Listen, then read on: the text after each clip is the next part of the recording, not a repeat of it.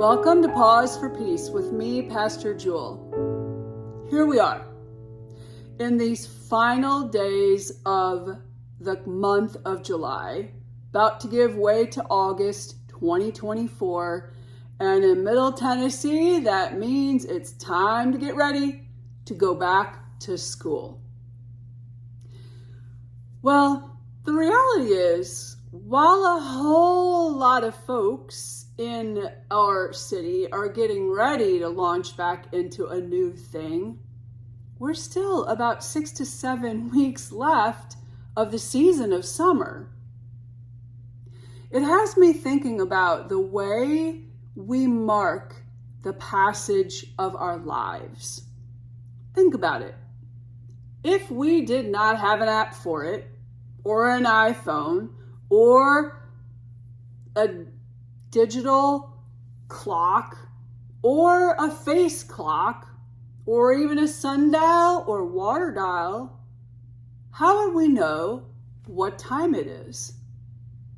The ancients have looked to 3 things to know the passing of their lives. They've looked to the sun, they've looked to the moon, and they've looked to the seasons. The environment around us, the heavens showing us the way. Every 24 hours or so, the earth rotates on its axis. Thus, while we can't always feel it ourselves moving, we rotate on our axis, which means we experience a time of light and a time of dark.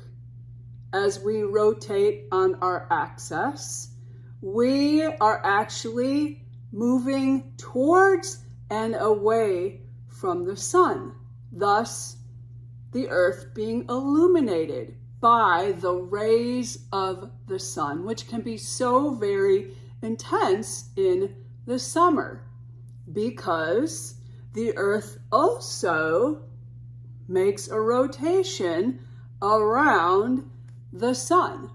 When we're closer to the sun, we are experiencing summer. Well, the moon is also orbiting around the earth all the while, which means about every 28 days, the earth is experiencing an opportunity to see the moon reflected by the light of the sun and able to have these phases of the new moon and then the waxing moon, the new moon being we are not able to see the moon, the waxing of the moon as it grows and light intensifies, therefore making us seemingly see a larger part of the moon until it becomes that beautiful night globe of light, the full moon, and then once again emptying, waning until it returns to the new moon. The ancients also would mark time according to the seasons, knowing when to plant based on the temperature and what was happening in nature, when to harvest based on when things are growing, when to actually rest. In fact, long before we were in an agricultural communities, we would just gather and hunt when we could. We just allowed nature to provide for us, and would be so looking forward to summer when we would have these beautiful fruits of the earth that we could then gather and be able to preserve us through the very harsh experience of winter before we had the beautiful shelter of home. It's important for us to know that our lives are not dependent on what time it says on our device. Our lives are dependent on the sun and the moon and the seasons. Our lives are intricately connected as members of this earth to all of these natural elements about us. Without the sun's rays, we would die. Without the pull of the moon, the waters would move or not at all. Without the changing of the seasons as we rotate around the earth, if we were forever in a season of winter, we would have a very difficult time feeding ourselves. The truth is, we are dependent on the natural world, whether we realize it or not. So today is pause for peace while we still have these beautiful days of summer, even if we're launching into the new thing of a school year. Today's pause for peace is a little taking stock of our own relationships with the sun, the moon, and the seasons. So I'm inviting you to get yourself quiet. If you have a way to record any of your thoughts right now, that would be amazing, either on your device or even better, on a piece of paper with a pen, which of course, as you use paper, knowing that a tree is giving of its pulp for you to be able to have that piece of paper. So use it wisely. So let's go ahead and get ourselves quiet for just a moment. And if you would write on the top of a piece of paper or on your device, if you would just write the sun, S-U-N.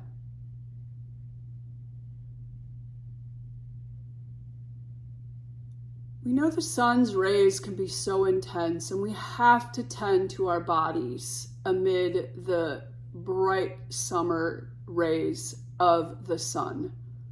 But if you would think for a few moments about your relationship to the sun, when last have you watched the sun rise, coming up in the east, setting in the west? Just jot a little note or make a mental note about when last have you actually noticed the way the sun is rising in the east and setting in the west, because the earth is orbiting around it. Catching those beautiful pinks and blues and purples as they just come up over the horizon.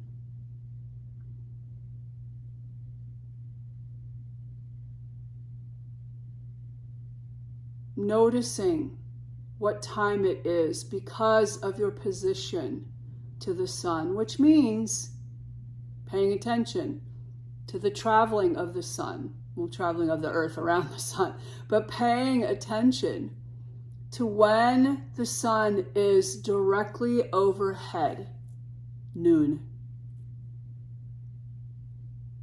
When the sun is midway between the horizon and directly over your head, morning, especially when you know which way is east, which way is the sun is rising is the way that we know is east.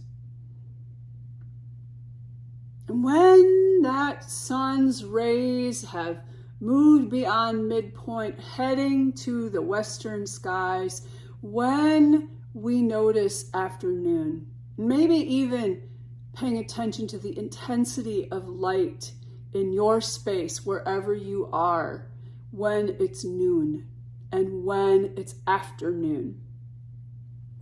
These are times where the light can be so very bright, especially for us in the summer.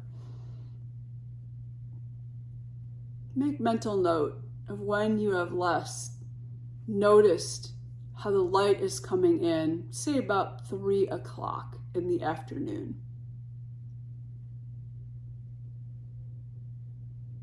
And then make note too, if you have a sense of when the sun sets, like when are the last rays of light outside each day, therefore telling you this day has passed, the night is beginning.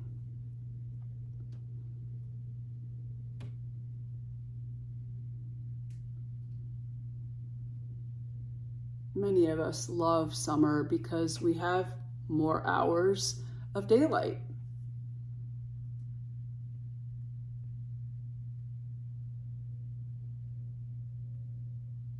An invitation as we move into night, this night, whatever night you're listening to this podcast, would be to be connected to your body.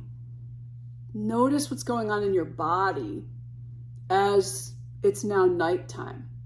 I know nighttime's coming because my little dog, who seemingly has aged tremendously during the pandemic, started this little ritual that shortly after sundown, he wants to go out one last time so he can have his treat and settle in for the night.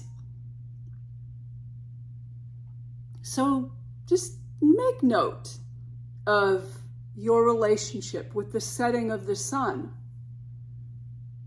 Paying attention to that movement of the sun, though we can't see it. We are still rotating around or orbiting the sun and still moving around the sun even during the night.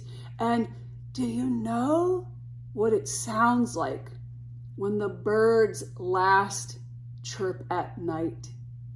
Have you ever noticed during the time, those intense days of the full moon, about 3 nights of the full moon, that every now and again there's a bird that's a little bit confused and is singing its song in the brilliant moonlight? Have you ever noticed the sound of night? The taste on your tongue of night, the air quality itself changing when that intense rays of the sun have passed the horizon?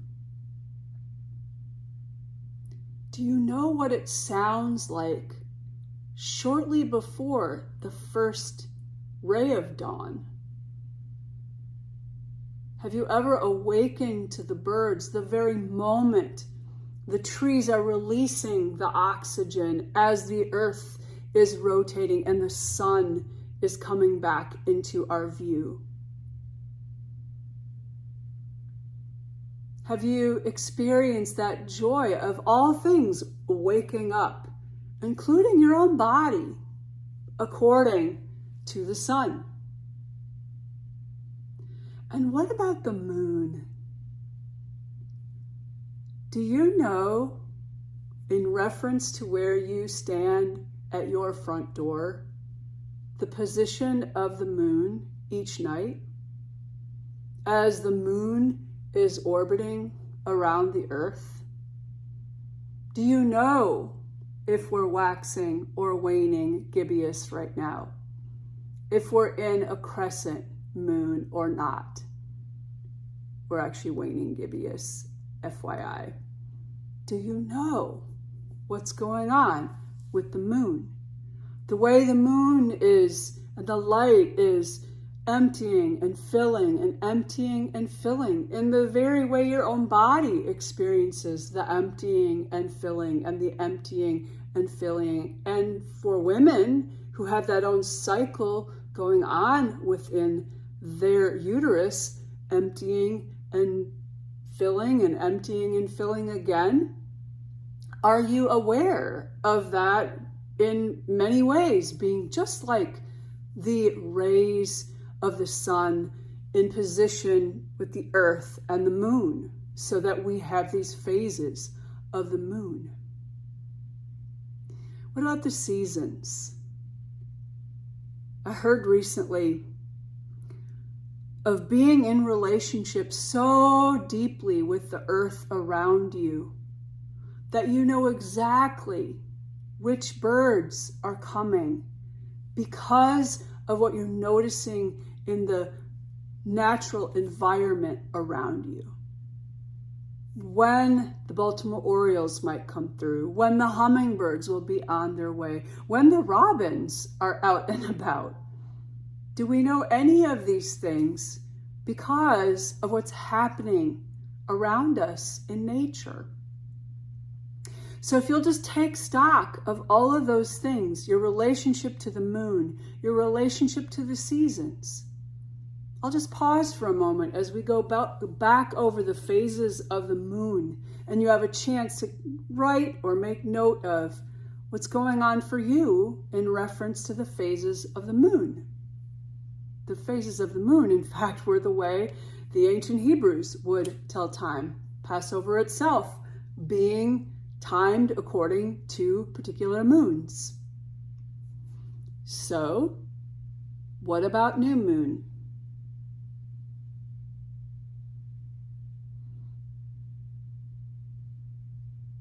What do you know about the filling of light? The crescent moon of what's called the first quarter of the moon.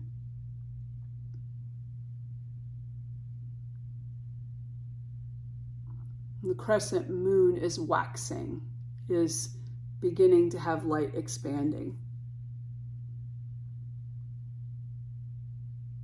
What do you know about the quarter of the new moon and the quarter of the full moon?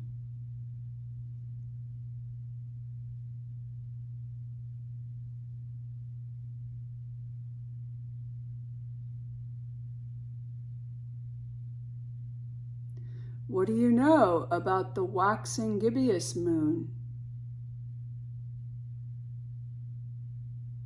and the waning crescent moon?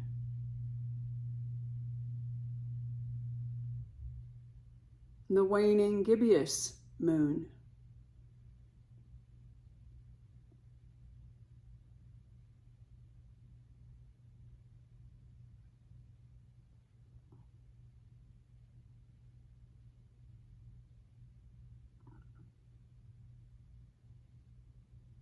Take a few moments now to reflect upon the seasons, and because we are in the summer season, take a few moments to reflect upon your relationship to the season of summer. This intense heat, this bright light, these long days, short nights.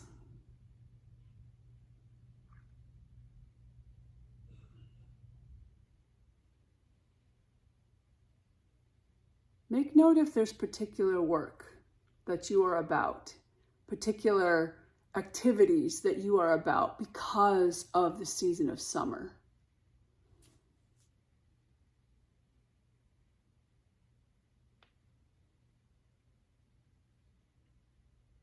Make note of autumn, the fall harvest, the summer fruits need to be canned and readied for preserving us through the winter.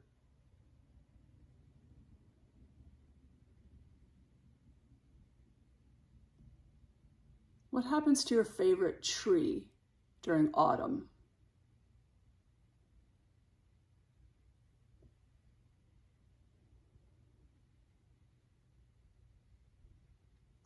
What about when those winter winds begin to blow? The night becomes so much longer and the days become so much shorter. What do you know about yourself in relationship to the darkness of winter? Perhaps you're somebody who craves that feeling of like hibernating a little bit, of like settling down in the cave of the dark of winter and allowing yourself a little more space to go slow and rest. Pull back from the frenetic activity of spring, summer, and harvest, the letting go of autumn, and just be in a place of dormancy, of rest. You might even want to make note in these seasons if there are certain anniversaries or birthdays or losses that have come for you in those seasons, or new beginnings that have been a part of those seasons for you. You know, the whole world could be in a season of summer, and you might have just lost your beloved or your parent or your sibling to death and everybody might be in the joy and bliss of spring and all these new beginnings, and you're still in this horrible place of loss and grief, feeling much more like hibernating, retreating back into the cave of winter than the activity of new beginnings and new growth. So make note of those as well as you reflect upon each one of these seasons. And if you would move to the season of spring, maybe you were born in the season of spring, as was I, and that emerging energy, just feeling so intense and amazing for you. Those first buds on the trees being so very welcomed. What happens to your favorite tree in this season of spring? What creatures do you notice more in this season of spring? You know, one of my favorite things to look for, it happens sometime in May when I see the first ladybug, the first lightning bug at night.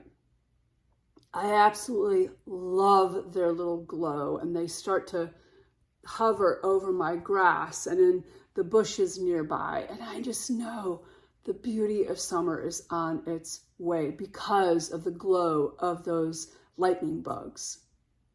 The ladybugs during the season of spring and summer. What do you notice about spring? What's your favorite part of spring? And then let's land right back in summer. You know, I was sitting around a table this week with some of our friends from Brookdale, Belmead Crossings, and we were talking about making ice cream because there used to be this tradition of something called an ice cream crank-in, and there were ways that people would actually like crank ice cream, make ice cream in the summer, which is kind of funny because you need ice to make ice cream, ice and salt, and yet ice cream straight out of the ice cream maker tastes so amazing. Ice cream and popsicles seem to be something we love during the season of summer. Might not want that in the season of winter. And I experienced the joy just a few days ago of an ice cream truck showing up in my neighborhood. And of course, all of my neighbors, all adults, went running out because we heard the little jingle of the ice cream truck and were able to recapture the beauty of summer childhood days, enjoying the little treats of ice cream. So what are your favorite parts of summer? What really allows you to cool down? Is it being at the pool? Is it putting your toes in the sand at the ocean? What allows you to just truly enjoy summer? The intense rays of the sun and the warmth and the long, long days, that beautiful summer night. What do you enjoy most about the season of summer?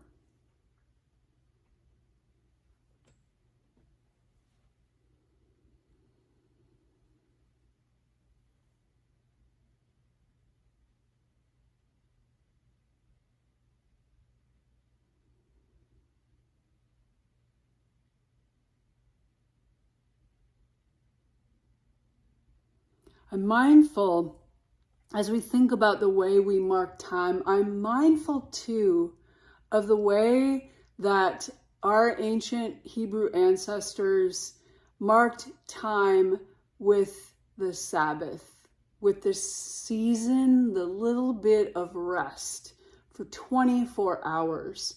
And before we had a clock to tell us that it was Friday night, the rabbis would actually look to the stars.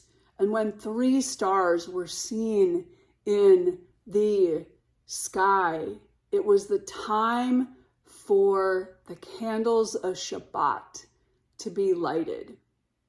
It was the time to make that commitment for 24 hours from one night to the next night to actually rest and allow ourselves to take delight, to take stock of the work of our week, to take delight in the linger of rest. This is one way that we know we are free. This is the gift, Sabbath, the gift actually given by the divine for those who had experienced intense oppression of slavery under the Egyptian empire, under the Pharaoh's demands for productivity, to actually be liberated, to be creatures that knew themselves in right relationship to an amazing, sovereign, divine, liberating love. And so Sabbath being a gift to mark our freedom from productivity, to allow us to delight in being a human being, at rest and at play with one another, able to truly put down everything else that defines us and be defined by the love of God. This is another way for us to mark the passing of our lives.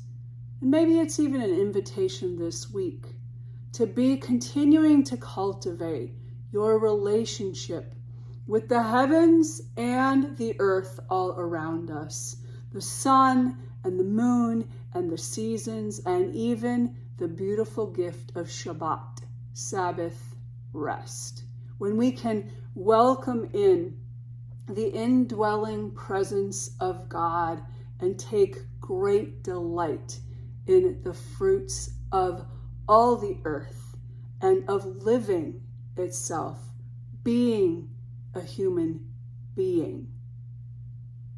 Thanks so much for joining me on this episode of Pause for Peace. And whether you are getting yourself ready to launch into a new school year, or whether you're getting yourself ready to head off for a summer vacation, I hope that you will continue to take stock all week long of your relationship to the natural bodies around us, to the natural earth, and to these delightful gifts given to us by this amazing God that is love. Blessings, and see you next week.